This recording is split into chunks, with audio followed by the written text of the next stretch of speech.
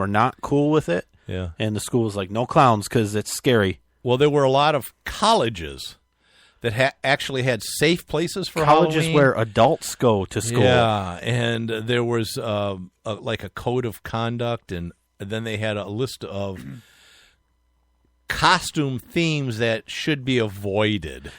Like bums, because then you're disenfranchising bums. I saw one school, I think it might have been Illinois or something. Buns, nuns, and I think it was dragons. in Illinois. For Illinois, all of you people. The Little Drummer Boys from Illinois.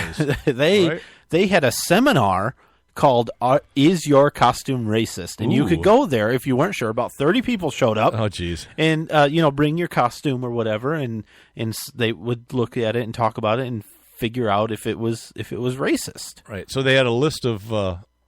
It turns out if you dress up as costumes. Donald Trump, that is a racist costume. Now, I should have posted the picture I have of my daughter when she's about 8 or 9, where we dressed her up like a Native American. Oh no! With a headdress and furs. That is so. Oh, I'm surprised she's still alive. That is so cultural. You know why she's still alive? Why? Because of her white privilege. Oh, well, that makes sense. Because that is such cultural appropriation. Oh, did I tell you she's Native American? So. Oh no! Never mind. I'm sorry to have offended you. It was my white privilege is showing. So what you're saying is that we can make fun of whites and Christians. That's acceptable. Yeah, and I don't know why I'm a member of this group, but I'm a member of a group on Facebook for. It's like it's a spin-off. It's a spin-off. No, it's a spin-off of a baby wearing group. My wife likes to wear babies. Any babies. She wears babies, does she? She skinned like, them first and tanned them? I don't know. What the hell does that mean? I'm not spending another dime on shoes. Give me a baby. This leather is so soft. It's like butter.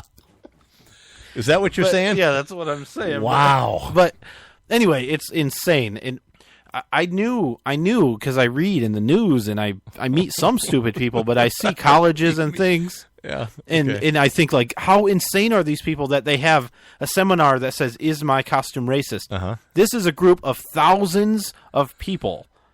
Almost all of them women. This is it's like a Facebook. It's a Facebook group. So thousands of people. Sure, that all over the country are all as insane as you can possibly imagine. Because they're mothers. It's got to be no, because they're mostly white and they understand that they've had their privilege exposed. They've had their privilege exposed against humanity, and so they were trying to put together a list to help everybody about what costumes would be inappropriate, and they had like. Native American would be inappropriate. Sure. Any race that's not your own, if you're white, would be inappropriate. Like a minstrel show. Yep. Blackface. Donald Trump would be inappropriate to dress up like Donald Trump. I saw a Louis C.K. episode where his daughter dressed up as Frederick Douglass. Well, that might be okay. 12 years old. It was great. But she actually looked like him. But what the consensus... That would be wrong. What the consensus was all of these things would be inappropriate. But since whites have privilege and since Christians, especially white Christians, have privilege, it is acceptable to have a costume that mocks, like, Jesus, for example. Yeah, but that would be okay. None of them would wear that.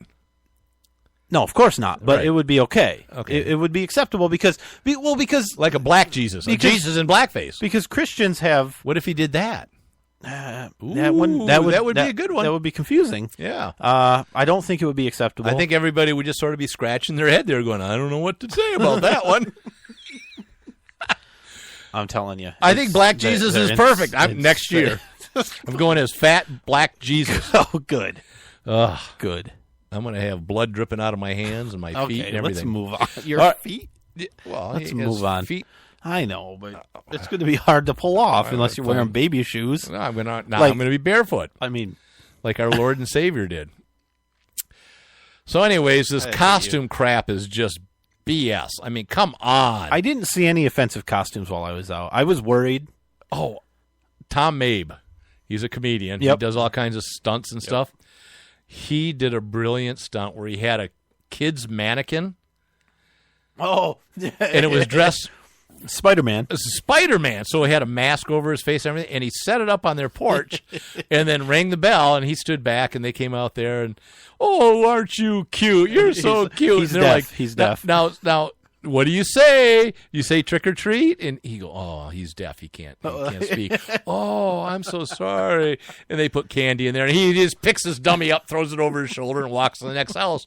They're scratching their head as he's walking away. Well, they come to this one house, and they go, oh, yeah, my brother's deaf. And he starts signing. And Mabe doesn't know what to do now. He's like, oh, crap. And they're like scratching their head going, well, why isn't he signing back? Or, well, he's really shy. He's deaf and shy. Yeah.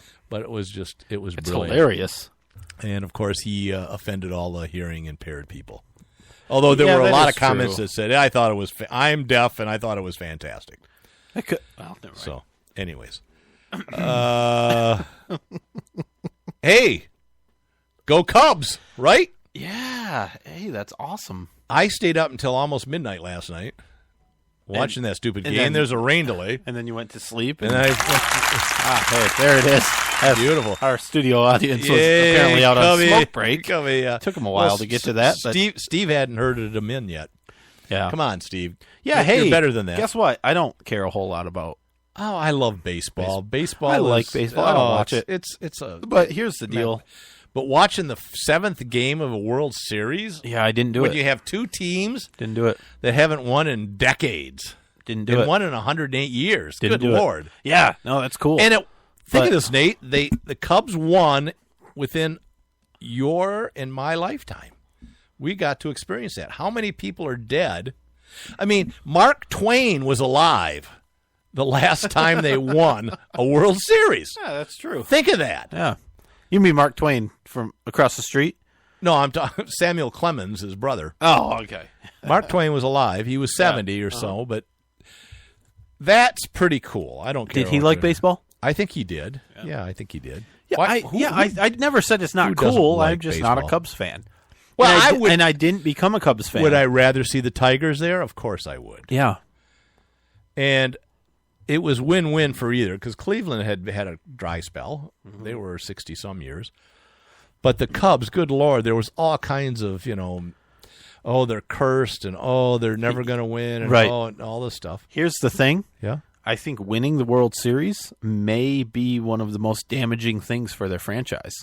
Because they had the charm of being the underdog and can't win, and they had followers that were like, and I don't think they see it that way at all. You don't think? No, I think everybody in Chicago going, screw you, Nate. I think you're an idiot, and we'll take the Cubs World Series winner every time. Right. Yeah, I don't blame them. But so speaking of Cubs and World Series, I don't know if this is a national commercial, but it's for a bank. And it's a stupid ad where a guy calls himself up from the future. Oh, you're talking the radio commercial? Yeah, there's a radio commercial that goes around, and he says, hey, I'm you from the future. Yeah, why you call me? I don't have any money. So I'm telling you to save more with this bank because you'll make more money, which is not true because all they have is like no charge for checking account. But anyways, wouldn't you want your if I got a call, I'm 30 years old. Let's say I'm not now, but if I were 30 years old and my 65-year-old self said, hey, Brian, you need to have more money because you're out of money, I'll say, okay, give me all of the World Series winners, all of the basketball championship winners, all of the Super Bowl winners, all of the race winners. Give me all of those so I can bet on them, and I bet when I retire I'll be a millionaire. So this happened. Okay. This happened in Back to the Future. Right. That's what I'm saying. It didn't end well. Well, it ended okay, luckily, because Marty saved the day. But it wasn't when Biff was trying to do that. It wasn't. He was messing up everything. Well, that's Biff. He turned. I'm not Biff. I'm Biff-like, but I'm not Biff. What I'm saying is, I don't want somebody to call me from the future and say, "Hey, save more with this bank." I want them. Give me some data here. Yeah, I how agree. about where the next major oil sounds field like a lot is? of work.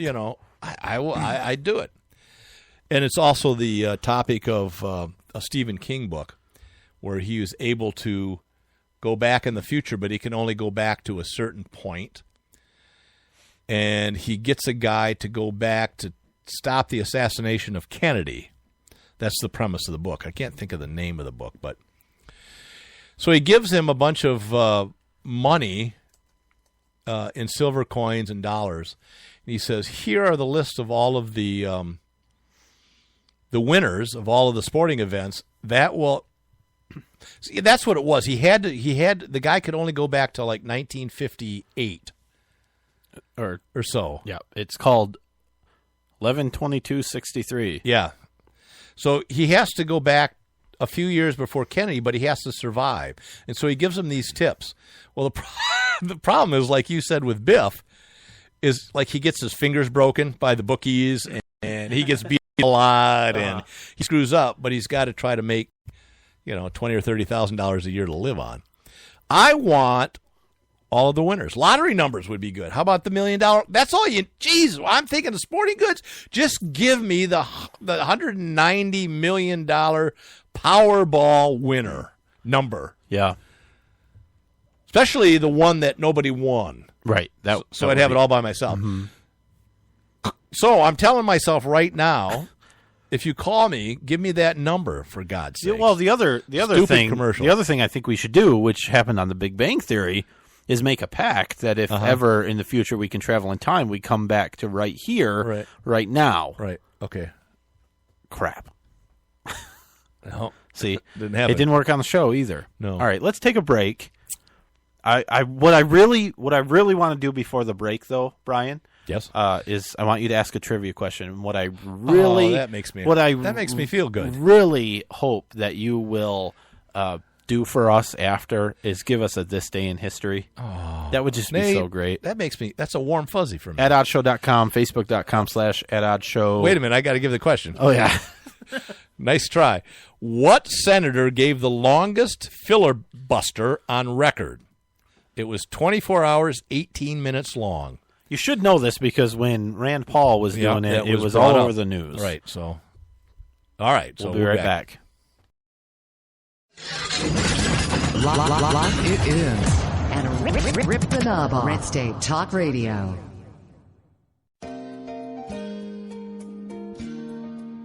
My Parents Open Carry, a pro-gun kids book from White Feather Press. 13-year-old Brenna and her parents spend their day in typical fashion. But what's not so typical is that Brenna's parents lawfully open carry handguns for self-defense. And the Strongs join a growing number of families who are standing up for their Second Amendment right and bringing gun ownership out of the closet. Order your copy of this unique kids book at myparentsopencarry.com.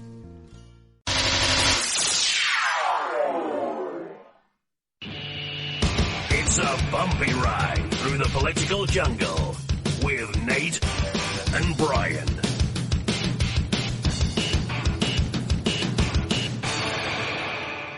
Believe me, if I started murdering people, there'd be none of you left. What? The following message contains a special offer for listeners of this station. Are you a man over 40? Are you constantly looking for the nearest bathroom? Do you wake up multiple times a night to use the bathroom? Right now, Perfect Prostate is sending out free bottles of their groundbreaking new formula to listeners of this station. Perfect Prostate formula was developed by medical doctor Mitchell Fleischer, and its ingredients have been clinically studied to reduce your frequent nighttime bathroom visits and promote healthy urine flow. Right now, preferred customers get their first bottle of Perfect Prostate absolutely free. There's nothing to lose. Perfect Prostate is guaranteed to reduce that constant urge to use the bathroom, especially at night, and promote healthy urine flow. Don't wait. Call now for your free bottle. Just pay shipping and processing. Dial 1-800-680-9903. That's 1-800-680-9903. Supplies are limited. One free bottle per household. Call now. Dial 1-800-680-9903. That's 1-800-680-9903. Whenever I'm feeling a little down under, I can always count on Nate and Brian for their interesting perspective on topics important to freedom and civil rights by listening to the At Odds Show. Nate and Brian cover important topics with insight, intelligence, and of course humor. I can always expect a laugh or two. So if you want to be informed and have a great time, give these guys a listen.